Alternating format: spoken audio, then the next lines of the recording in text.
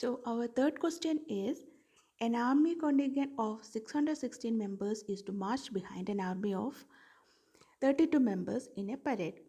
The two groups are to march in the same number of columns. What is the maximum number of columns in which they can march? So it is clear that you have to find out the HCF of these numbers. So for finding HCF of 616 and 32, it is easy to apply Euclid division lemma. So what is Euclid division lemma? A is equal to BQ plus R, where 0 less than or equal to R less than B. So here we have A is equal to 616, B is equal to 32. We have to find out Q and R. So we can divide 616 by 32. So we will get, so this is our Q and R. So what is our Q? This is our Q and this is our R. So Q is 19, quotient is 19 and remainder is 8. So you can write Euclid division lemma again. A is equal to BQ plus R. 616 is equal to A. A is equal to BQ plus R. 32 into 19 plus 8. So this is our first step.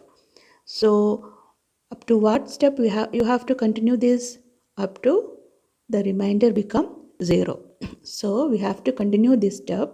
So what will be our next A and B? So this 32 will be our A and this 8 will be our B in the second step. So A is equal to 32, B is equal to 8, and again we have to find out Q and R. Again we have to find out Q and R. So what is 32 divided by 8? So it is clear that 8 into 4 is 32. So we got the remainder 0. That means this will be our last step. So our quotient will be 4 and remainder 0. So how to write Euclid division lemma? 32 is equal to, that means A is equal to BQ plus R. So B is 8, Q is 4 plus R is 0.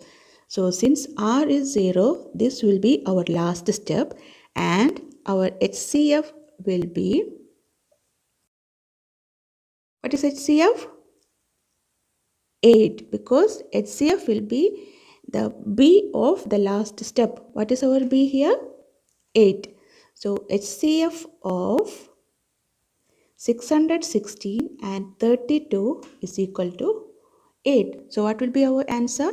The maximum number of columns in which an army contingent of 616 members can march behind an army band of 32 members in a parade is 8. Hence the answer.